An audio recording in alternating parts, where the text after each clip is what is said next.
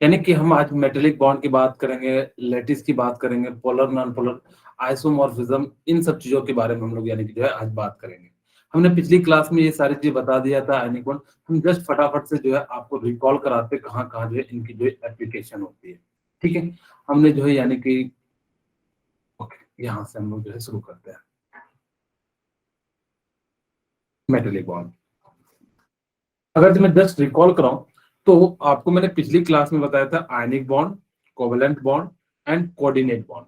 Ionic bond में मैंने कहा था कि कंप्लीट ट्रांसफर ऑफ इलेक्ट्रॉन के कारण जब बनता है तो उसको हम लोग क्या कहते हैं, आयनिक बॉन्ड कहते हैं। ठीक है, जैसे कि मैंने कहा था कि एग्जांपल के रूप में समझाता हूँ कि जैसे आपके पापा ने आपको कुछ दिया तो यानी कि क्या हो जाएगा, आयनिक बॉन्ड हो जाएगा। ठीक है, यानी कि आपसे फिर वो कभी लेंगे नहीं, तो इस टाइप के बॉन्ड को हम लोग क्या कहते हैं, आयनिक बॉन्ड। दूसरा, यानी कि आपके पास यानी कि क्या हो जाएगा, जैसे मान लो कि कोवेलेंट बॉन्ड क्या होता है, जब शेयरिंग करके जब बनाते हैं तो इस टाइप के बॉन्ड को हम लोग क्या करते थे, यानी कि कोवेलेंट बॉन्ड कहते थे। कोऑर्डिनेट बॉन्ड क्या होता था कि ऐसा बॉन्ड जो यानी कि क्या हो जाए कि जो क्या हो जाए कि एक के कोऑर्डिनेट के कारण यानी कि जब बनता है तो यानी कि उसको हम लोग यानी कि क्या कहते हैं, यानी कि जो कोऑर्डिनेट बॉन्ड बनता है। जैसे एक क्या कर रहा था, दो इलेक्ट्रॉन को डोनेट कर रहा था दूसरे एटम को, तो जिस कारण से जो बनेगा उसको हम लोग क्या कहेंगे, कोऑर्डिनेट बॉन्ड करेंगे। आज हम लोग यानी कि जो फोर्थ वन पढ़ रहे हैं यानी कि मेटेलिक बॉन्ड के बारे में पढ़ रहे हैं। मेटेलिक बॉन्ड का मतलब क्या होता है, जब दो मेटल के बीच में जब बनता है तो यानी कि उसको हम लोग क्या कहते हैं, मेटेलिक बॉन्ड कहते हैं। यानी कि क्या हो जाता है कि electrostatic force of attraction between a metal kernel and valence electron. यानी कि क्या हो जाता है कि जो इलेक्ट्रोस्टैटिक फोर्स ऑफ अट्रैक्शन होता है वो मेटल एंड वैलेंस इलेक्ट्रॉन के बीच में जो है बनता है। ठीक है, यानी कि जब भी मेटेलिक जो बॉन्ड होता है, हमेशा याद रखना कि दो मेटल के बीच में बनता है। जो मेटेलिक जो बॉन्ड होता है वो किसके बीच में बनता है, दो मेटल के बीच में बनता है। यानी कि जब भी बनेगा तो यानी कि क्या हो जाएगा, दो मेटल के बीच में बनता है। अच्छा, एक क्वेश्चन पूछता हूँ आप लोगों से, अच्छा मेटेलिक बॉन्ड में कौन सा बॉन्ड बनता है, आयनिक बॉन्ड या कोवेलेंट बॉन्ड, या इनमें से कोई नहीं, बताइए। यानी कि इसमें जो कौन सा बॉन्ड बनता है,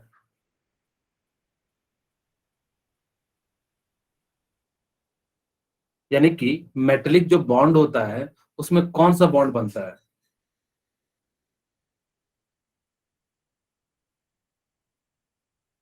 जनरली आप लोगों को मैं बताऊं कि जो मेटेलिक बॉन्ड होती है उसके अंदर ना तो आयनिक बॉन्ड बनता है, ना ही क्या बनता है, कोवेलेंट बॉन्ड बनता है। तो कहोगे सर कौन सा बॉन्ड बनता है, यहाँ पे ध्यान दीजिएगा कि जो मेटेलिक बॉन्ड बनता है ना, कि जैसे मैं एक एग्जांपल के रूप में बताता हूँ कि मान लो कि मेरे पास यानी कि क्या है, यानी कि जो है एक यहाँ पे एटम है। ठीक है, जैसे कि आप लोगों को कहा जाता है कि किसी के साथ रहोगे तो यानी कि जैसे पढ़ने वाले स्टूडेंट के साथ रहोगे तो यानी कि उसके कारण यानी कि जो कुछ प्रॉपर्टीज आ जाती है। तो जिस कारण से जैसे यहाँ पे मैं न्यूक्लियस को हटा देता हूँ। ठीक है, यहाँ से भी न्यूक्लियस को हटा देता हूँ।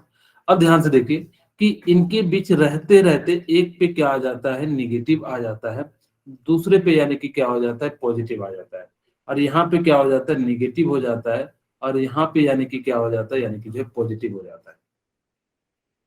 उल्टा लिख दिया, 1 मिनट। इधर साइड नेगेटिव एक को करना पड़ेगा और एक को यानी कि जो पॉजिटिव करना पड़ेगा। ठीक है, अब देखो यानी कि ऐसा क्यों होता है, क्योंकि एक बार क्या होता है ना कि कोई भी जिसकी इलेक्ट्रोनेगेटिविटी ज्यादा होगी, अगर जब किसी एटम की इलेक्ट्रोनेगेटिविटी क्या हो जाएगी, ज्यादा हो जाएगी, तो एक बार क्या करेगा कि इलेक्ट्रॉन को थोड़ा सा खींचेगा। अगर जब थोड़ा सा खींचेगा तो जिस कारण से यानी कि क्या हो जाएगा कि यहाँ पे जो है यानी कि क्या हो जाएगा, जैसे इसने थोड़ा सा खींचा तो एक पे पॉजिटिव चार्ज आ जाएगा और एक जगह पे निगेटिव चार्ज आ जाएगा। अब जैसे ही आ जाएगा तो यानी कि क्या करेगा, बगल वाले को इंड्यूस करेगा, इसके पॉजिटिव को खींचेगा, तो जिस कारण से इसका पॉजिटिव इधर आ जाएगा, इसका निगेटिव इधर आ जाएगा। अब इन दोनों के बीच में यानी कि क्या लगेगा, फोर्स ऑफ अट्रैक्शन लगता है, और इस फोर्स ऑफ अट्रैक्शन को हम लोग क्या कहते हैं, मेटेलिक बॉन्ड कहते हैं। ना तो ये आयनिक होता है एक तरह से, ये क्या होता है, वंडरवाल फोर्स टाइप का होता है, यानी कि एक के रहने के कारण यानी कि जो है क्या हो जाता है, ये जो बनता है। तो ये कहता है electrostatic force of attraction between a metal kernel and valence electron. यानी कि जो मेटल का कर्नल है, और यानी कि कर्नल का मतलब होता है कि जो इनर सेल के अंदर जो प्रेजेंट होता है, कर्नल का मतलब होता है पॉजिटिव चार्ज। यानी कि कर्नल का मतलब क्या हो जाता है, यानी कि जो है पॉजिटिव चार्ज होता है। ओके, यानी कि इसका मतलब क्या हो जाता है, यानी कि जो है पॉजिटिव चार्ज हो जाता है।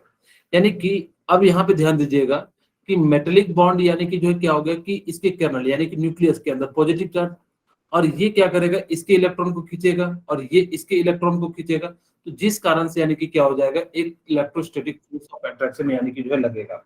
और जैसे ही इलेक्ट्रोस्टैटिक फोर्स ऑफ अट्रैक्शन लगेगा, तो जिस कारण से यानी कि क्या हो जाएगा, ये जो है यानी कि क्या हो जाएगा, बॉन्ड बनेगा, और इस बॉन्ड को हम लोग क्या कहेंगे, मेटेलिक बॉन्ड।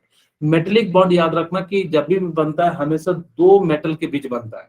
जब भी मेटेलिक बॉन्ड बनेगा वो कब बनेगा, दो मेटल के बीच में बनता है, उसको हम लोग यानी कि क्या कहते हैं, मेटेलिक बॉन्ड कहते हैं। यानी कि कर्नल यानी कि क्या हो गया, nucleus the plus the inner electron, यानी कि जो न्यूक्लियस होगा और उसके साथ जो इलेक्ट्रॉन होगा, इन दोनों को मिला के हम लोग क्या कह रहे हैं, यानी कि जो कर्नल कह रहे हैं। अब जैसे ही इसके अंदर यानी कि क्या होगा कि इलेक्ट्रॉन यानी कि मूव कर रहा है, अगर जो इलेक्ट्रॉन मूव कर रहा है, मोबाइल और फ्री इलेक्ट्रॉन, ये मोबाइल आप लोगों का बात करने वाला नहीं है, ये मोबाइल का मतलब होता है मूवमेंट ऑफ इलेक्ट्रॉन। ठीक है, यानी कि क्या हो जाता है यहाँ पे, मूवमेंट ऑफ इलेक्ट्रॉन, यानी कि यहाँ पे क्या हो जाता है, मूवमेंट ऑफ इलेक्ट्रॉन के कारण यानी कि जो क्या हो जाता है, यहाँ पे जो है इस प्रकार से होता है, वैलेंस इलेक्ट्रॉन, यानी कि मोबाइल और फ्री इलेक्ट्रॉन यानी कि जो होता है, आप सिंपली कहो कि मोबाइल का मतलब होता है कि जब इलेक्ट्रॉन के मूवमेंट के कारण यानी कि वैलेंस इलेक्ट्रॉन, जो जैसे ये आपको पता है वैलेंस इलेक्ट्रॉन, मैं पेज में बता देता हूँ, 1 मिनट थोड़ा सा।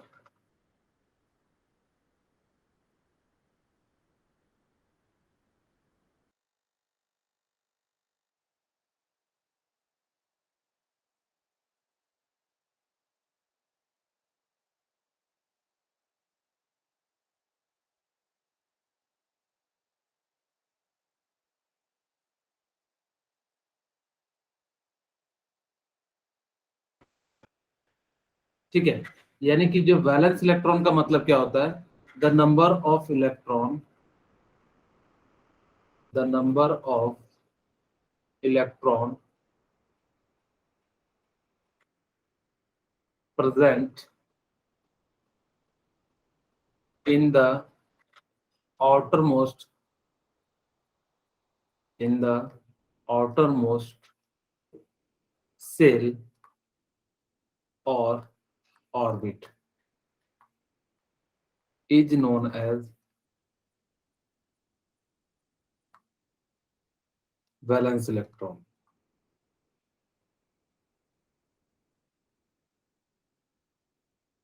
ठीक है, यानी कि हम लोग उसको क्या कहते हैं, यानी कि जो है वैलेंस इलेक्ट्रॉन कहते हैं। ठीक है, the number of electron present in the outermost shell और orbit is known as valence electron. यानी कि जैसे मैं कहूं कि मेरे पास यानी कि क्या है कि यहाँ पे दो सेल है। ठीक है, अगर जो मेरे पास यहाँ पे क्या है, दो सेल है, अब यहाँ पे दो है और यहाँ पे 5 इलेक्ट्रॉन है, तो मुझे बताओ वैलेंस इलेक्ट्रॉन कितना होगा, बताइए वैलेंस इलेक्ट्रॉन कितना होगा। सर 5 ही। यानी कि जो भी आउटरमोस्ट में इलेक्ट्रॉन होगा उसी को हम लोग क्या कहेंगे, यानी कि जो है वैलेंस इलेक्ट्रॉन होंगे। ये क्या हो जाएगा, यानी कि जो है वैलेंस इलेक्ट्रॉन हो जाएगा। ओके, यानी कि इसको हम लोग क्या कहते हैं, यानी कि जो है वैलेंस इलेक्ट्रॉन कहते हैं। अब ध्यान से सुनना, वैलेंसी क्या होती है, आपको पूछा जाए यानी कि जो है वैलेंसी क्या होती है, द नंबर ऑफ,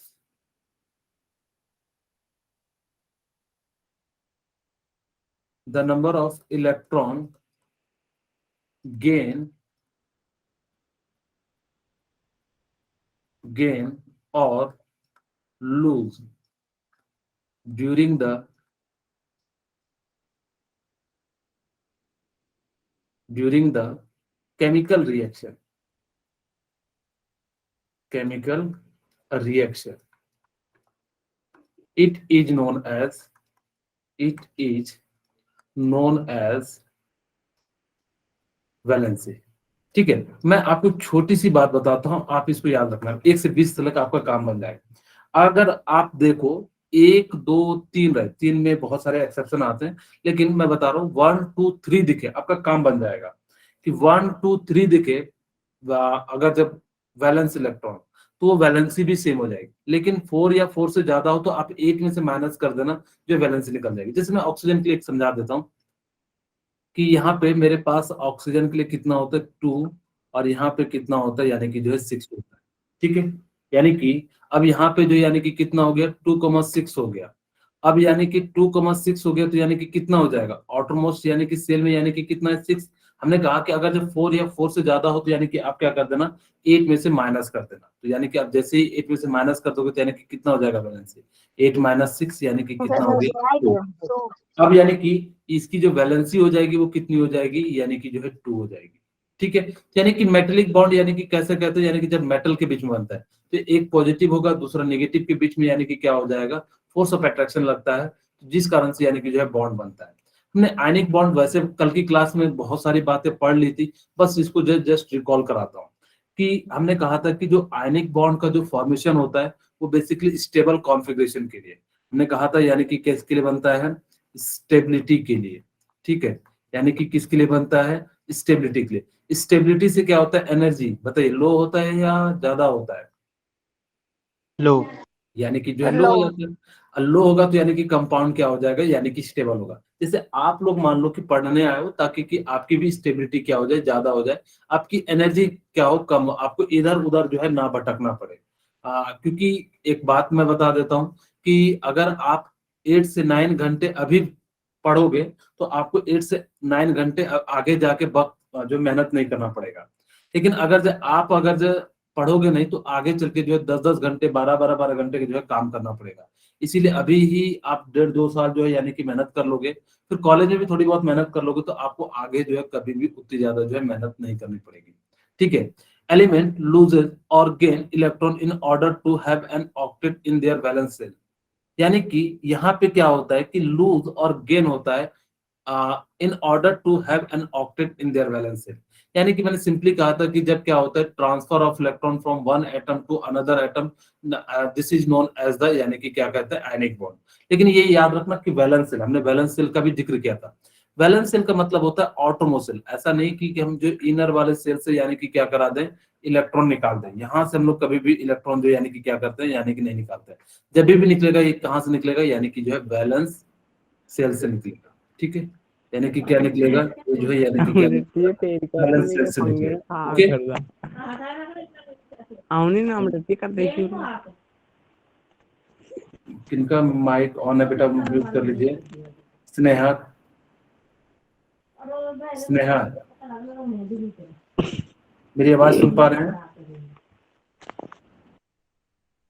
ओके, ठीक है, यानी यस कि सर। इसको हम लोग क्या कहते हैं, यानी कि हम लोग जो है बैलेंस सेल कहते हैं। अब जो भी याद रखना कि आयनिक बॉन्ड जब बनता है तो यानी कि क्या बनता है कि ट्रांसफर कंप्लीट ट्रांसफर ऑफ कह सकते हो। ठीक है, ये वैसे तो लूज और गेन से आप समझ जाओगे कि complete transfer of electron from one atom to another atom in the from the valence shell electron, यानी कि इसको हम लोग क्या कहते हैं यानी कि जो है आयनिक बॉन्ड कहते हैं। अब देखो यानी कि बनता कैसे, मैंने कहा था कि इलेक्ट्रोपॉजिटिव का मतलब क्या होता है, कोई बताना चाहोगे? मेटल होता है। ठीक है, इलेक्ट्रोनेगेटिव का मतलब क्या होता है? नॉन मेटल होता है। ठीक है, यानी कि कैसा होता है नॉन मेटल होता है। इस पे जो चार्ज होता है वो कैसा होता है पॉजिटिव होता है। इस पे जो चार्ज होता है वो कैसा होता है यानी नेगेटिव। नेगेटिव होता है। ओके, यानी कि अब होता क्या है कि देखो यहाँ पे अगर जब मैं यहाँ पे सोडियम एंड क्लोरीन की बात करूं तो सोडियम का जो इलेक्ट्रॉनिक कॉन्फ़िगरेशन होता है वो क्या हो जाता है 2,8,1 हो जाता है। क्लोरीन का जो हो जाता है वो क्या हो जाता है 2,8, यानी कि 7 होता है। अब किसी भी ऑर्बिट में मैक्सिमम इलेक्ट्रॉन कितने होते हैं? Maximum electron in orbit, in orbit कितने हो जाते हैं बताइए? 8। 2n²। फर्स्ट में है तो यानी कि 2 हो जाएगा, सेकंड में 8 हो जाएगा। आप इसको मैजिक नंबर के नाम से भी जानते हो, 2,8,8,18,18,32,32।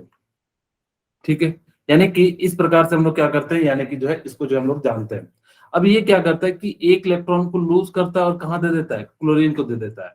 अब जैसे ही दे देता है तो इस पे चार्ज कैसा आ जाता है पॉजिटिव, ये ले लेता है तो यानी कि क्या हो जाता है यानी कि नेगेटिव। अब यानी कि जैसे इसने दे दिया तो जिस कारण से इन दोनों के बीच में एक फोर्स ऑफ अट्रैक्शन लगना शुरू हो गया, उसको हम लोग क्या कहते हैं यानी कि इलेक्ट्रोस्टैटिक फोर्स ऑफ अट्रैक्शन कहते हैं। अब ये याद रखना कि दो तरह के आपके पास पूछे जाएंगे, एक पूछा जाता है इलेक्ट्रोवैलेंसी, दूसरा पूछा जाता है यानी कि जो है कोवैलेंसी। ठीक है, यानी कि आपसे क्या पूछा जाएगा, दो तरह के पूछा जाएंगे। एक क्या पूछा जाता है इलेक्ट्रोवैलेंसी, दूसरा जो पूछा जाता है यानी कि क्या पूछा जाता है कोवैलेंसी। जो इलेक्ट्रोवैलेंसी होता है ना वो आयनिक बॉन्ड में पूछा जाता है। अब कहोगे सर आयनिक बॉन्ड और इसमें क्या अंतर है, इसका मतलब होता है जब इलेक्ट्रॉन के ट्रांसफर कितने हो रहे हैं, the number of electron transfer from one atom to another atom in the covalent ionic bond is known as electrovalency. लेकिन अगर जब कोवेलेंट में होगा तो उसको क्या कहते हैं, कोवैलेंसी कहते हैं। यानी कि जो है ये इसमें हो रहा होगा, यानी कि आयनिक बॉन्ड में इलेक्ट्रोवैलेंट में उसको हम लोग क्या कहते हैं, इलेक्ट्रोवैलेंसी कहते हैं। और अगर जब कोवेलेंट में ये इलेक्ट्रॉन ट्रांस वहां पे क्या होता है, बॉन्ड का फॉर्मेशन होता है, जबकि यहाँ पे क्या होता है यानी कि जो है इलेक्ट्रॉन का गेन का जो है यानी कि होता है। ठीक है, नंबर ऑफ इलेक्ट्रॉन लॉस्ट और gain in the formation of ionic bond, यानी कि कितना जो है यानी कि क्या हो रहा होगा, यानी कि जो है गेन और लूज हो रहा होगा इन आयनिक कंपाउंड में, उसी को हम लोग क्या कहते हैं, इलेक्ट्रोवैलेंसी। अच्छा बताओ कि इसके अंदर कोवैलेंसी कितनी है, इलेक्ट्रोवैलेंसी कितनी है NaCl में, यानी कि जो है इलेक्ट्रोवैलेंसी कितनी है, वन। यानी कि वन, क्योंकि कितना इलेक्ट्रॉन डोनेट कर रहा है यानी कि वन, तो इसकी जो है वन हो जाएगी। अच्छा मैं एक आपसे पूछता हूँ कि मान लो कि मेरे पास MgCl2 है, इसका स्ट्रक्चर भी बता देता हूँ और इसकी जो है कोवैलेंसी बता हूँ। मान लो कि Mg का जो एटॉमिक नंबर होता है वो कितना होता है, यानी कि 2,8,2 12 होता है, यानी कि इस प्रकार से हमने क्या कर लिया, लिख लिया। क्लोरीन का कितना होता है 2,8, यानी कि कितना हो जाता है, यानी कि जो है 7 हो जाता है। ठीक है, अब देखो यानी कि मैग्नीशियम हो जाता है, मैग्नीशियम के पास कितने इलेक्ट्रॉन है, दो, तो मैं दो यहाँ पे लिख देता हूँ। क्लोरीन के पास कितने होते हैं, 7, 2, 2, 4, 2, 6, 2, 7। ठीक है, एक यहाँ पे हो गया। इधर क्लोरीन यानी कि कितना हो जाता है, 2, 2, 4। ठीक है, अब ये यहाँ पे क्या करेगा, सॉरी मैग्नीशियम से लेगा, यानी कि ये जो है इलेक्ट्रॉन क्या हो जाएगा, मैग्नीशियम से ले लेगा, ये इलेक्ट्रॉन यहाँ पे डोनेट कर देगा और ये इलेक्ट्रॉन यानी कि क्या कर देगा, यहाँ पे डोनेट कर देगा। अब जैसे ही यहाँ पे डोनेट करेगा तो यानी कि इस पे क्या आ जाएगा, दो पॉजिटिव आ जाएगा, इस पे क्या आ जाएगा, नेगेटिव। अच्छा कितने इलेक्ट्रॉन का ट्रांसफर हो रहा है, दो का, तो इसकी इलेक्ट्रोवैलेंसी कितनी होगी बताइए, यानी कि वेरी गुड, यानी कि कितनी हो जाएगी, बोलिए कितनी होगी, टू। सर 2 ही होगी। टू। हाँ 2 हो जाएगी। जितना इलेक्ट्रॉन यानी कि गेन करेगा, अब यही बॉन्ड बनता तो जितना बॉन्ड बनता उसको हम लोग क्या कहते हैं, यानी कि कोवैलेंसी कहते हैं। अब याद रखना कि जो फेवरेबल कंडीशन है ना आयनिक बॉन्ड की, वो इन चार चीज पे डिपेंड करती है। जब भी याद रखना कि आपसे पूछा जाता है कि कौन सबसे ज्यादा आयनिक है, जिनकी बीच मेटल और नॉन मेटल के बीच इलेक्ट्रोनेगेटिविटी डिफरेंस क्या होनी चाहिए, हाई होनी चाहिए। आयनाइजेशन एनर्जी मतलब क्या होनी चाहिए, लो होनी चाहिए। आयनाइजेशन एनर्जी का मतलब होता है कि इलेक्ट्रॉन को निकालने के लिए जो अमाउंट ऑफ एनर्जी चाहिए वो क्या होनी चाहिए, यानी कि जो है कम होनी चाहिए। उसको हम लोग यानी कि क्या कह देते हैं, यानी कि आयनाइजेशन एनर्जी कह देते हैं। ओके, यानी कि हम लोग उसको क्या कह देते हैं, यानी कि जो है आयनाइजेशन एनर्जी कहते हैं। तीसरा, अगर जब आपसे पूछे कि इलेक्ट्रॉन एफिनिटी, मैं यहाँ पे लिखते भी चले जाता हूँ, इसका मतलब बाद में आप कहीं भूल ना जाओ, इसको हम लोग क्या कहते हैं, आयनाइजेशन एनर्जी कहते हैं। ठीक है, आयनाइजेशन एनर्जी कहते हैं।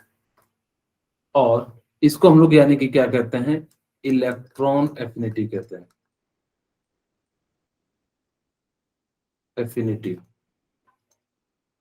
ठीक है, यानी कि इसको हम लोग क्या कहते हैं, यानी कि जो है इलेक्ट्रॉन एफिनिटी कहते हैं। यानी कि अब हमारे पास यानी कि क्या होना चाहिए कि यहाँ पे कि जैसे ही आयनाइजेशन एनर्जी की बात करोगे तो आयनाइजेशन एनर्जी क्या होनी चाहिए, लो होनी चाहिए। आयनाइजेशन एनर्जी का मतलब क्या होता है, the amount of energy is required to remove one electron from the outermost shell. यानी कि आउटरमोस्ट शेल से यानी कि जो है क्या होगा कि एक इलेक्ट्रॉन को निकालने के लिए जो एनर्जी देनी पड़ती है उसको हम लोग यानी कि क्या कह देते हैं, यानी कि आयनाइजेशन एनर्जी कहते हैं। यानी कि इसकी जो वैल्यू होती है वो यानी कि क्या हो जाती है, यानी कि जो है लो होती है। जितना कम होगा, जितना आसानी से इलेक्ट्रॉन निकलेगा उतना अच्छा हो जाएगा। दूसरा हम लोग से पूछता है इलेक्ट्रॉन एफिनिटी। इलेक्ट्रॉन एफिनिटी का मतलब होता है जो जितना जल्दी इलेक्ट्रॉन को खींच ले, अट्रैक्ट कर ले, उसको हम लोग यानी कि क्या कहते हैं, यानी कि जो है इलेक्ट्रॉन एफिनिटी। अब यानी कि जितना ज्यादा होगा, जितना जल्दी खींचेगा तो उतना ज्यादा अच्छे से आयनिक बनेगा। तीसरा आपके पास आता है यानी कि लेटिस एनर्जी। ठीक है, यानी कि तीसरा हमारे पास क्या आ जाता है, यानी कि जो है लेटिस एनर्जी की बात करते हैं। लेटिस एनर्जी में बताऊंगा अभी क्या होता है, यानी कि अभी आप फिलहाल समझो कि दो आयन को जब कंबाइन करने के बाद जो एनर्जी रिलीज होती है उसको हम लोग यानी कि क्या कहते हैं, लेटिस एनर्जी कहते हैं। ध्यान से सुनना मेरी बात, फिर से बता रहा हूं। जब दो आयन को कंबाइन करने के बाद या रिएक्शन करने के बाद जब वो कंबाइंड होते हैं तो उस दौरान यानी कि एनर्जी रिलीज होती है, उस एनर्जी को यानी कि क्या कहते हैं, लेटिस एनर्जी कहते हैं। चलिए हम लोग एक एक करके बात करते हैं। जैसे यहाँ पे मेरे पास NaCl है, इन्होंने जस्ट अपोजिट लिखा है, चाहो तो आप ऐसे भी लिख सकते हो कि Na प्लस और Cl माइनस को जब कंबाइन करते हैं तो यानी कि NaCl के साथ जो है कुछ एनर्जी निकलती है, उस एनर्जी को हम लोग यानी कि क्या कहते हैं, यानी कि जो है लेटिस एनर्जी कहते हैं। ओके, यानी कि हम लोग उसको क्या कहते हैं, यानी कि जो है लेटिस एनर्जी कहते हैं। अब देखो इसको मैं पूरे डिटेल में समझाता हूँ कि लेटिस एनर्जी क्या होती है, फिर आपको जो है यानी कि पूरा का पूरा जो है क्लियर हो जाएगा। मान लो मेरे पास लेटिस एनर्जी है, ठीक है,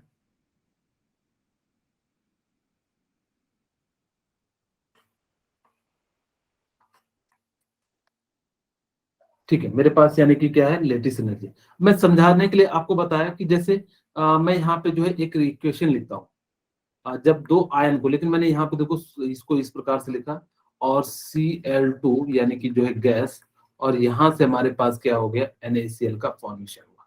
हमेशा एक मोल की बात करना, यानी कि कितने मोल की बात करोगे, यानी कि जो है एक मोल की जो है यानी कि क्या करेंगे, बात करेंगे। यानी कि सोडियम सॉलिड से यानी कि हाफ Cl2 गैस, और यानी कि जो क्या बन जाएगा, NaCl बन जाएगा। अब देखो यानी कि इसके दौरान जो है ना, यानी कि हीट ऑफ फॉर्मेशन निकलता है। आप लोगों को थर्मोडायनेमिक्स में एक बात बताया होगा, हेस लॉ आप लोगों ने पढ़ा है थर्मोडायनेमिक्स में?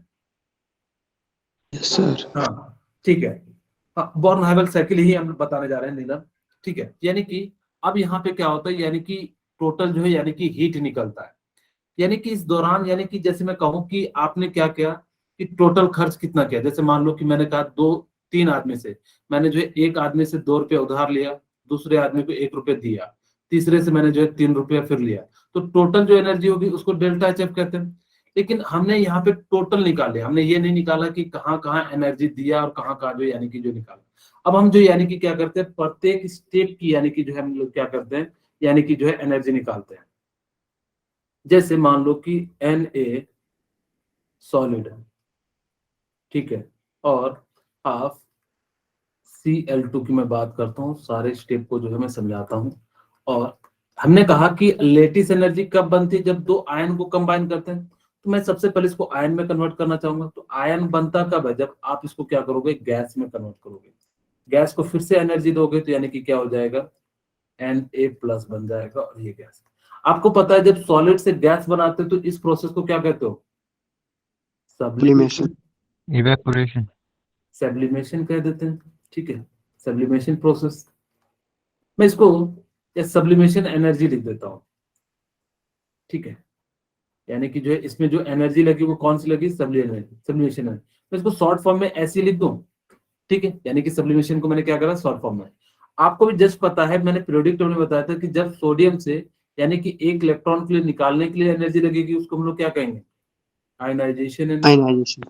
ठीक है, यानी कि जब हम लोग उसको क्या कहेंगे, आयनाइजेशन एनर्जी कहेंगे, ठीक है, और इसको हम लोग क्या कहेंगे, यानी कि जो है आयनाइजेशन एनर्जी कहेंगे। ओके, अब ध्यान से देखिए, अब मुझे चाहता हूं कि इसको भी यानी कि क्या करूं, आयन में कन्वर्ट करूं। तो सबसे पहले मैं तो इसको किस में कन्वर्ट करूंगा, ये गैस में तो है, यानी कि एक एक बॉन्ड को तोड़ूंगा, जैसे सी है तो यानी कि इसकी बॉन्ड को तोड़ूंगा, यानी कि यहाँ पे मैं क्या लगाऊंगा, bond dissociation energy, bond dissociation energy, ठीक है, यानी कि मैं क्या लगाऊंगा, बॉन्ड डिसोसिएशन डिसोसिएशन एनर्जी, ठीक है। और यहाँ पे इसको मैं शॉर्ट फॉर्म में लिख देता हूँ Be। अब देखो यानी कि हाफ है तो यानी कि ये भी एनर्जी कितना लगेगा, हाफ ही लगेगा, ठीक है, यानी कि इसके लिए हमने हाफ कर दिया तो यानी कि इस प्रकार से हो गया। अब ये क्या है, गैस है, और इस एनर्जी को हमने क्या कर दिया, यानी कि गैस से आयन में कन्वर्ट कर दिया, एक इलेक्ट्रॉन लेगा, यानी कि इसको हम लोग क्या करते हैं, माइनस इलेक्ट्रॉन एफिनिटी। मैं यहाँ पे लिख देता हूँ माइनस इलेक्ट्रॉन एफिनिटी, और इसको हम लोग क्या लिख देते हैं, ई को इलेक्ट्रॉन एफिनिटी, ठीक है, इलेक्ट्रॉन एफिनिटी। अब देखो इन दोनों को ऐड करोगे तो यानी कि क्या बनेगा, यानी कि NaCl बन जाएगा, और इस दौरान जो एनर्जी निकलेगी उसको हम लोग क्या कहते हैं, यानी कि लेटिस एनर्जी कहते हैं। लेटिस एनर्जी इसको कहते हैं, ठीक है, यानी कि हम लोग इसको क्या कह देते हैं, लेटिस एनर्जी कहते हैं। अब जब आपको पता है कि लेटिस एनर्जी है, तो सारे की जो एनर्जी को जोड़ के वो किसके बराबर होनी चाहिए, डेल्टा एच एफ के। हम भी वही करते हैं, यानी कि डेल्टा हाँ, यानी कि delta H F equal to, सबसे पहले हमने सब्लिमेशन एनर्जी लगाया, तुमने SE लिख दिया, प्लस फिर हमने कौन सा लगाया, आयनाइजेशन एनर्जी लगाया, फिर यानी कि क्या लगाया, बॉन्ड डिसोसिएशन एनर्जी लगाया, ETE डिवाइडेड बाय 2, फिर क्या लगाया, इलेक्ट्रॉन एफिनिटी लगाया, और फिर लास्ट में यानी कि क्या लगाया, लेटिस एनर्जी लगाया। अब हम चाहते हैं कि मैं तो लेटिस एनर्जी की वैल्यू निकालना चाहता हूं, तो लेटिस एनर्जी को हम लोग कैसे निकालेंगे, LE इक्वल टू, सारे को उधर ले चलते हैं, डेल्टा एच एफ माइनस, ठीक है, यानी कि delta H F minus sublimation energy minus ionisation energy minus bond dissociation energy by 2 plus, यानी कि क्या हो जाएगा, इलेक्ट्रॉन एफिनिटी। यानी कि ये क्या है, फॉर्मूला है, यानी कि किसके लिए, लेटिस एनर्जी के लिए। लेकिन ध्यान रखना कि ये फॉर्मूला हर जगह यानी कि क्या होगा, एप्लीकेबल नहीं होगा। यानी कि ये फॉर्मूला जो यानी कि क्या हो जाएगा, हर जगह जो यानी कि क्या हो जाएगा, एप्लीकेबल नहीं होगा। यानी कि ये क्या होगा कि सिर्फ और सिर्फ इसके लिए, एक्चुअली होता क्या है ना, बच्चे इस फॉर्मूले को रट के जाते हैं। जब एग्जाम में क्वेश्चन आता है, वैसे तो ये बोर्ड में आएगा आपके, जो है इसमें नहीं पूछा जाएगा, यानी कि 11th के एग्जाम में जो है बॉर्न हाइमल साइकिल का जो है या तो क्वेश्चन दिया जाता है और उससे जो है पूछा जाता है। आपसे कभी भी आज तक मैंने नहीं देखा कि किसी कंपटीशन एग्जाम में लेटिस एनर्जी से कोई क्वेश्चन पूछा हो। बस वो छोटी मोटी चीजें पूछ सकता है कि कौन सा जो है सही साइकिल है या नहीं है, अगर जो रिएक्शन के अनुसार से वो दे दिया जाए। अगर जो यहाँ पे मान लो कि कोई सॉलिड होता, तो सॉलिड को हम लोग क्या करते, फिर से गैस में कन्वर्ट करते, लिक्विड होता तो लिक्विड को गैस में कन्वर्ट करते। तो यानी कि इस प्रकार से हम उसको क्या करते, पहले उसकी एनर्जी लगाते, ठीक है, तो यानी कि जब उसकी एनर्जी लगाते, तो जिस कारण से ये फॉर्मूला हर जगह जो है सेम एप्लीकेबल नहीं होता है। याद रखना कि ये जो फॉर्मूला होता है वो हर जगह यानी कि क्या होता है, यानी कि जो है एप्लीकेबल नहीं होता है। और अगर जो हर जगह एप्लीकेबल नहीं होता है, तो जिस कारण से यानी कि क्या हो जाएगा, यानी कि जो है हर जगह ये फॉर्मूला लगता नहीं है। अलग अलग जगह थोड़ी बहुत चीजें चेंज होगी, कहीं सब्लिमेशन की जगह पे क्या आ जाएगा, यानी कि लिक्विफिकेशन आ जाएगा, या लिक्विफिकेशन की जगह पे यानी कि जो है सॉलिडिफिकेशन, यानी कि इस टाइप से कुछ ना कुछ चीजें जो है चेंज होगी, और उस प्रकार से यानी कि क्या हो जाएगा, आपका जो है ये हो जाएगा। क्या है?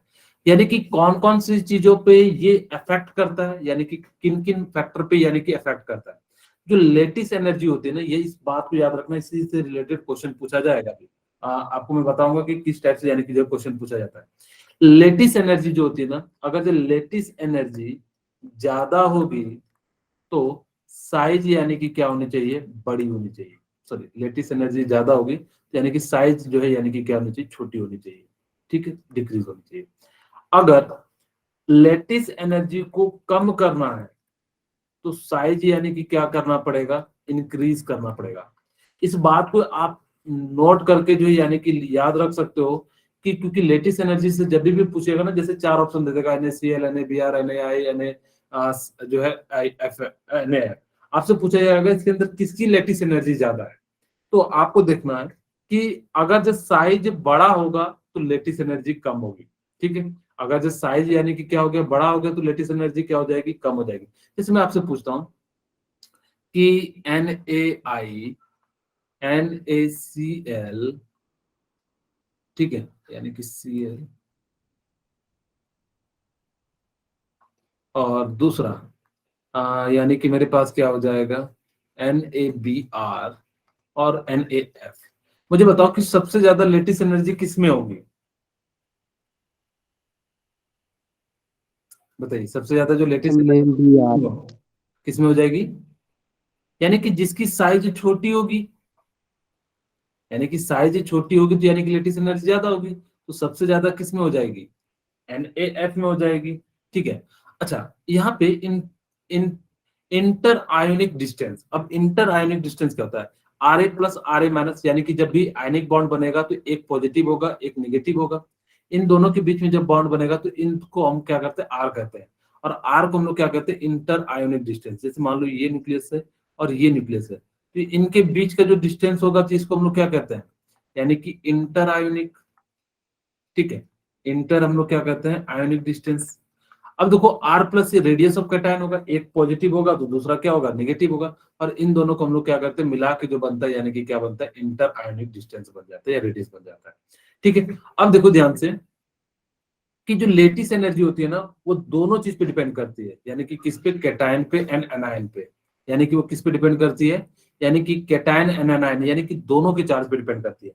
जितना ज्यादा चार्ज होगा ना, जितना ज्यादा यानी कि क्या होगा, चार्ज होगा, यानी कि चार्ज अगर इंक्रीज करोगे तो लेटिस एनर्जी क्या हो जाएगी, यानी कि इंक्रीज हो जाएगी।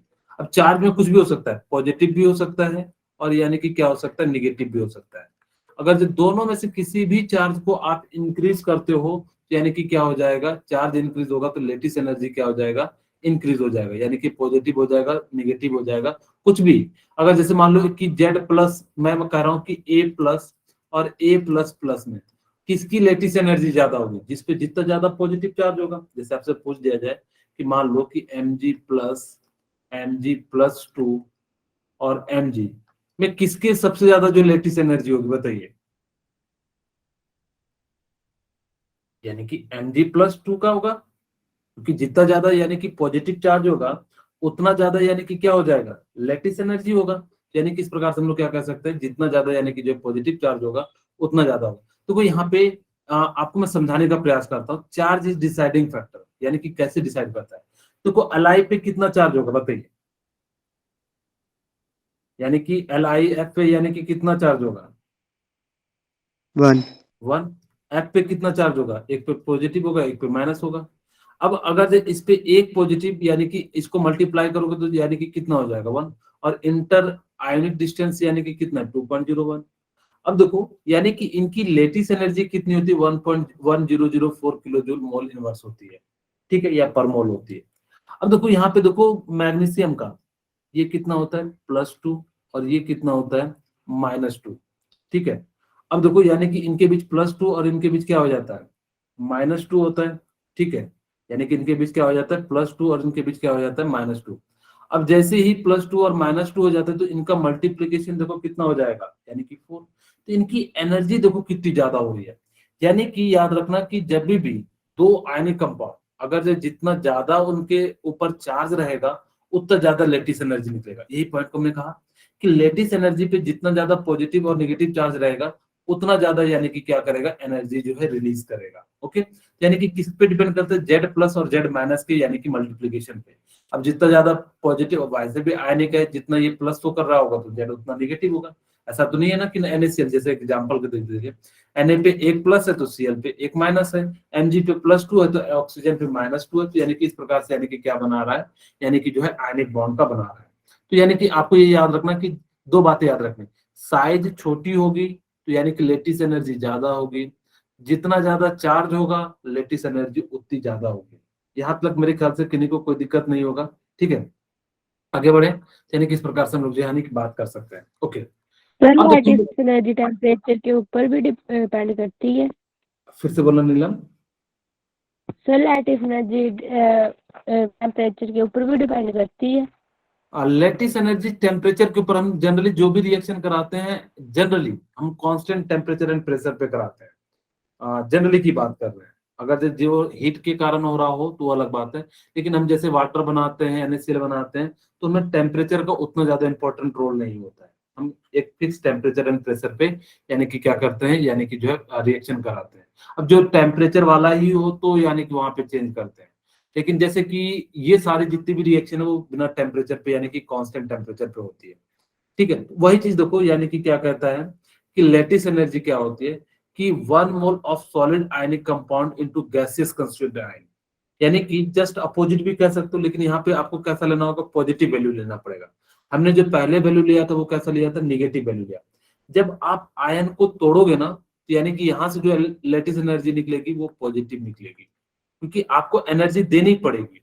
यहाँ पे एनर्जी आप क्या करोगे, तोड़ने के लिए बॉन्ड क्या होगा, देना पड़ेगा। लेकिन जैसे ही मैं कहूँ कि Na+ और Cl-, यानी कि यहाँ पे एनर्जी क्या होगी, रिलीज होगी। और जब रिलीज होती तो यानी कि क्या हो जाएगा, लेटिस एनर्जी जो है निगेटिव हो जाएगी। यानी कि दोनों के कहने का तरीका तो बिल्कुल सेम है, बस यानी कि क्या है, साइन कन्वेंशन का यानी कि जो है क्या है, इस प्रकार से यूज करते हैं। तीसरी बात याद रखना कि मैंने जस्ट अभी आपको बता दिया कि वैसे जो लेटिस एनर्जी होती है यानी कि किस पे डिपेंड करती है, यानी कि साइज पे डिपेंड करती है। यानी कि साइज उसका जो है यानी कि क्या हो जाएगा, ये पॉइंट हमने जस्ट अभी बता दिया है। ठीक है, अब देखो यानी कि आपके सामने क्वेश्चन है। मैं यहाँ पे क्वेश्चन लिख देता हूँ पहले, के आई, के बी आर, के सी एल और के एफ। आपको बताना है कि सबसे ज्यादा जो लेटिस एनर्जी होगी वो किस में होगी। आपको तीन चीजें बताई, मैं यहाँ पे लिख भी देता हूं कि लेटिस एनर्जी जो है किस पे डिपेंड करती है, साइज पे। लेटिस एनर्जी किस पे डिपेंड करती है, पहला तो साइज पे, दूसरा यानी कि चार्ज पे। ठीक है, चार्ज यानी कि कैटायन एंड एनायन। हमने कहा था कि लेटिस एनर्जी जो होगी, जितना ज्यादा साइज कम होगा लेटिस एनर्जी उतनी ज्यादा होगी। हमारा यहाँ पे है चार्ज जितना ज्यादा होगा लेटिस एनर्जी उतनी ज्यादा होगी। यानी कि इन्हीं दो पॉइंट में से आपको क्या करना है, इसको सॉल्व करना है। तो इसका आंसर क्या होगा? KF। हाँ, यानी कि KF। यानी वेरी गुड, यानी कि क्या हो जाएगा, के एफ। अगर जब मुझसे सबसे ज्यादा पूछा तो के एफ हो जाएगा। फिर किसका हो जाएगा बताइए, केसीएल का। KCL, फिर किसका हो जाएगा, KBR, केबीआर का। और सबसे कम किसका हो जाएगा, यानी कि के आई का। यानी कि जिसकी साइज यानी कि ज्यादा होगी तो उसकी जो लेटेस्ट एनर्जी क्या हो जाएगी, यानी कि जो है कम हो जाएगी। मैं यहाँ लिख देता हूँ, size is bigger, size is higher than lattice energy, lattice energy is low. ठीक है, यानी कि अब देखो इसी तरह से सेकंड क्वेश्चन, BAOSROCAOMGO, यानी कि बेटा मांगे कार स्कूटर बाप राजे। ठीक है, अब देखो यानी कि सबसे जो छोटा साइज होगा उसकी यानी कि क्या होगी, लेटिस एनर्जी ज्यादा होगी, देखो सबसे ज्यादा है। फिर उसके बाद किसकी हो जाएगी, मैग्नीशियम की। फिर किसकी हो जाएगी, कैल्शियम की। फिर किसकी हो जाएगी, स्ट्रोंशियम की। और सबसे जो है यानी कि कम किसकी हो जाएगी, बेरिलियम की। क्यों? क्योंकि इसकी साइज जो होती है यानी कि वो बड़ी होती है, जिसकी साइज बड़ी होती है जिस कारण से यानी कि क्या हो जाता है, ये प्रोसेस हो जाता है। ठीक है, तीसरा एक और पॉइंट याद रखना कि जितने ज्यादा आयनिक बॉन्ड बने होंगे उतना ज्यादा उससे यानी कि निकालोगे। जैसे एग्जांपल कह रहा हूं कि एक आदमी ने 10 रुपए दिया, तीन आदमी 30 रुपए देगा। अब यहाँ पे एक आदमी 15 रुपए देगा तो हमेशा तो तीन आदमी का ही वैल्यू ज्यादा होगा। यानी कि जितना ज्यादा यानी कि आयनिक बॉन्ड बनेगा तो वहां से यानी कि उतनी ज्यादा एनर्जी निकलेगी। जैसे समझने के लिए, पहला बॉन्ड बनेगा, एल्युमिनियम के साथ कुछ एनर्जी रिलीज करेगा। दूसरा इलेक्ट्रोस्टैटिक बॉन्ड बनेगा तो दूसरा एनर्जी रिलीज करेगा। तीसरा करेगा। तो इस प्रकार से यानी कि क्या होगा, जितना ज्यादा कैटायन यानी कि एक तरह से देखो प्लस के फॉर्म में, देखो Al+3 Mg+2 Na+, यानी कि इस प्रकार से जितना ज्यादा पॉजिटिव चार्ज होगा यानी कि नेगेटिव चार्ज होगा उतना ज्यादा यानी कि क्या हो जाएगा, उस पे जो है लेटिस एनर्जी रिलीज होगा। ठीक है, अब यहाँ पे हम लोगों ने जो है बात कर लिया। अब हम बात करते हैं प्रॉपर्टीज ऑफ आयनिक कंपाउंड की। यानी कि हम जो है बात करते हैं, अगर जो आपको सबसे पहले पता होना चाहिए कि पोलर सॉल्वेंट क्या होता है। यानी कि जो है पोलर सॉल्वेंट का मतलब क्या होता है, आप लोगों को किसी को पता है पोलर का मतलब क्या होता है? सबसे पहले मैं बताता हूँ पोलर क्या होता है, फिर पोलर सॉल्वेंट की बात करते हैं। पोलर को मैं याद रखने के लिए आपको कहूंगा कि पानी याद रखना, सर पोलर को। हाँ, अभी आप लोगों सर को जिसमें टू आइटम्स होते हैं और शेयरिंग इलेक्ट्रॉन्स करते हैं पोल। ओके, ठीक है। जनरली आपने, ठीक है वो भी सही है, लेकिन वो हर जगह एप्लीकेबल नहीं होगा। हम बात करते हैं पोलर को, आपको एक छोटा सा ट्रिक बताने जा रहा हूँ। वैसे तो ये 95% जगह पे काम करेगा। इसका सही तरीका पता करने का जो है यानी कि क्या है, यानी कि जो है डायपोल मोमेंट है। लेकिन हमने नहीं पढ़ा है तो आपको मैं बेसिक तरीके से, बच्चे वाले तरीके से समझाने का प्रयास करता हूँ। आपको याद रखना कि जो पोलर होता है पानी होता है, नॉन पोलर जो होता है नाइट्रोजन होता है। क्यों कह रहा हूं कि देखिए, जिनके बीच इलेक्ट्रोनेगेटिविटी क्या होगा, डिफरेंस होगा। ठीक है, मैंने हाइब्रिडाइजेशन और डायपोल मोमेंट का यूज नहीं किया है।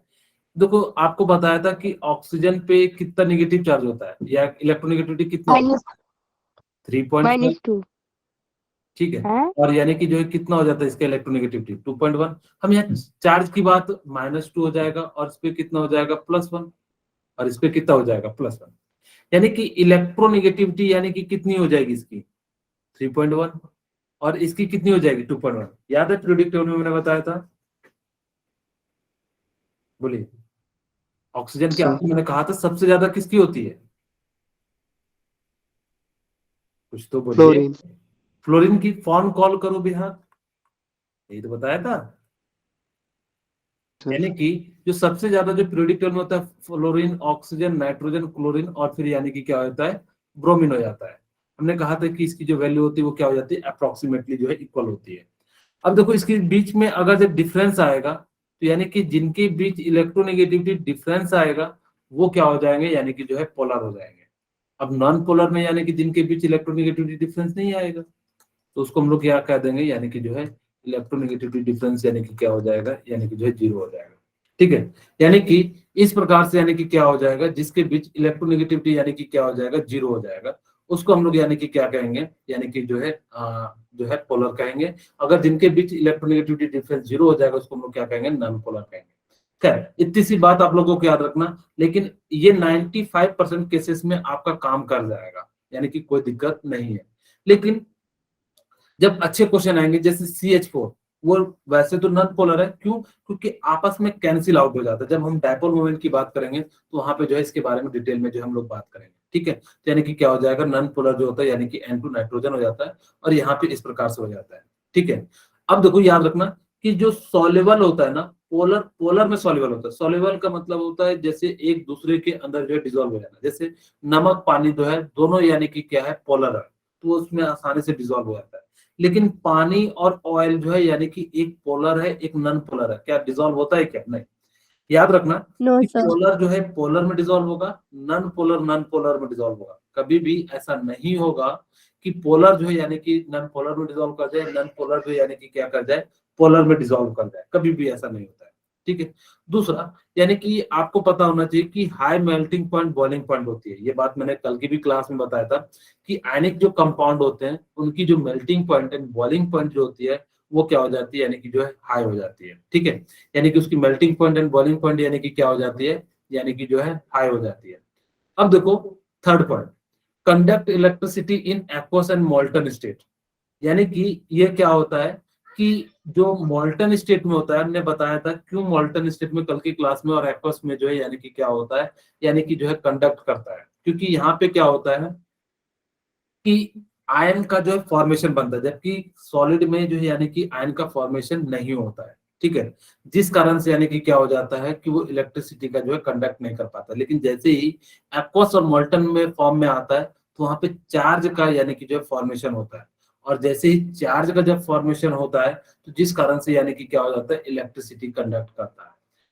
तीसरा चौथा पॉइंट, आइसोमॉर्फिज्म एंड पॉलीमॉर्फिज्म, ये आपके लिए नया टर्म है। वैसे इसको जो हम लोग कई बार जो है सॉलिड स्टेट की 12th में भी बताते हैं, लेकिन मैं यहीं पे आप लोगों को समझाने का प्रयास करता हूँ। आइसो का मतलब क्या होता है, कोई बताना चाहेंगे? आइसो का मतलब क्या होता है? सेम। सेम, यानी कि जिसके अंदर, इसका मतलब होता है सेम। मॉर्फिज्म का मतलब क्या होता है, स्ट्रक्चर। ठीक है, इसका मतलब क्या होता है, स्ट्रक्चर, यानी कि जिसका स्ट्रक्चर, या स्ट्रक्चर कह लो या फॉर्म कह लो, जिसका जो है क्या हो जाए, फॉर्म सेम हो। अब इसका मतलब क्या हो गया कि जब दो या दो से ज्यादा एलिमेंट का स्ट्रक्चर सेम हो या फॉर्म सेम हो, उसको हम लोग क्या कहते हैं, यानी कि आइसोमॉर्फिज्म कहते हैं। उसको हम लोग क्या कहते हैं, आइसोमॉर्फिज्म कहते हैं। किसे? जब दो या दो से अधिक एलिमेंट का स्ट्रक्चर सेम हो, उसको हम लोग यानी कि क्या कहते हैं, आइसोमॉर्फिज्म कहते हैं। पॉलीमॉर्फिज्म का मतलब क्या होता है, जब एक एलिमेंट का जब दो या दो से अधिक फॉर्म होते हैं उसको हम लोग क्या कहते हैं, पॉलीमॉर्फिज्म कहते हैं। जैसे देखो यहाँ पे ध्यान दीजिए, different ionic compound having similar crystal structure.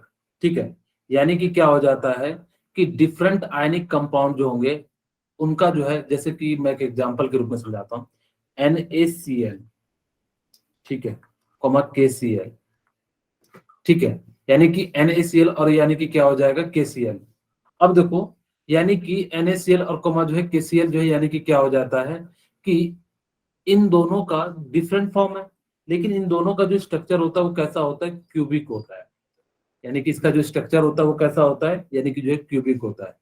इस टाइप के स्ट्रक्चर को हम लोग क्या कहते हैं, यानी कि आइसोमॉर्फिज्म, इस प्रोसेस को आइसोमॉर्फिज्म कहते हैं और इसको हम क्या कहते हैं, आइसोमॉर्फस कहते हैं।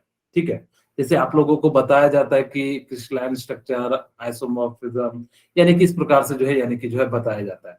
तो वहां पे ध्यान दीजिएगा, फिर से मैं बता रहा हूँ, जिनका अलग अलग एलिमेंट का या डिफरेंट आयनिक कंपाउंड का अगर स्ट्रक्चर सेम होगा तो उसको हम लोग यानी कि क्या कहेंगे, आइसोमॉर्फिज्म कहेंगे। ठीक है, अब देखो जैसे कि आप लोगों के एग्जांपल के रूप में देखिए कि isomorphism compound have the same type of formula, वैसे भी फार्मूला भी सेम होता है और इनका स्ट्रक्चर भी यानी कि क्या हो जाता है, यानी कि सेम हो जाता है। आप इनको फार्मूले को भी याद रखना कि FeSO4.7H2 को हम लोग क्या कहते हैं, ग्रीन विट्रोल कहते हैं, क्योंकि इसका जो कलर होता है ग्रीन होता है, इसलिए हम लोग उसको क्या कहते हैं, ग्रीन विट्रोल कहते हैं। ZnSO4.7H2 को हम लोग क्या कहते हैं, व्हाइट विट्रोल कहते हैं।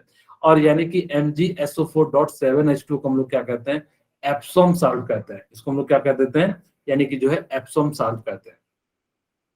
अब हम बात करते हैं पॉलीमॉर्फिज्म की।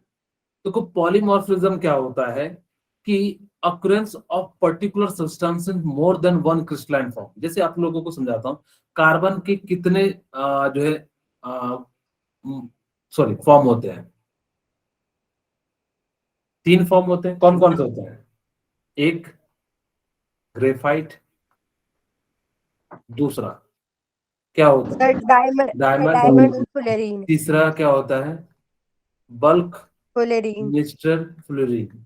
ठीक है, यानी कि BMF। यानी कि इस प्रकार से इसके जो 3 स्ट्रक्चर है। अब यानी कि एक ही कंपाउंड के 3 अलग अलग स्ट्रक्चर होंगे तो इसको हम लोग कहते हैं पॉली। पॉली मतलब होता है बहुत, यानी कि मॉर्फिज्म का मतलब होता है स्ट्रक्चर, यानी कि जो है या फॉर्म। जब कोई एक कंपाउंड का जब बहुत सारे फॉर्म होंगे उसको पॉलीमॉर्फिज्म कहेंगे।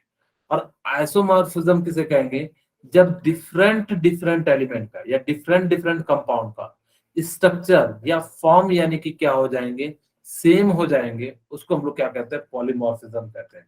क्या इतनी सी बात आप लोगों को क्लियर है? अब जिसका एक और एग्जांपल देखो, ZnS के 2 इसके जो होते हैं फॉर्म होते हैं, एक होता है स्पेलेराइट और एक होता है वुर्जाइट। ठीक है, यानी कि इनके जो है यानी कि क्या है, सेम है। आपको इससे ज्यादा क्लियरिटी मिल जाती है क्योंकि आप इस तीनों को जो है देखे हुए रहते हैं, इसलिए जो हमने ये एग्जांपल ले लिया। अब देखो यानी कि बात करते हैं हाइड्रेशन एनर्जी की। अब इस बात को ध्यान से सुनना कि जो हाइड्रेशन एनर्जी होती है वो क्या होती है। Energy released when 1 mole of gaseous ion is hydrated in large amount of water to form an aqueous ion। मैं इसको समझाने के लिए मान लेता हूं कि मेरे पास मैंने क्या करा कि NaCl लिया। ठीक है, मैं यहाँ पे जो है एक कंटेनर ले लेता हूँ और मैंने यहाँ पे क्या करा कि NaCl ले लिया। ठीक है, आप लोग जो है यहाँ पे NaCl है और वाटर है।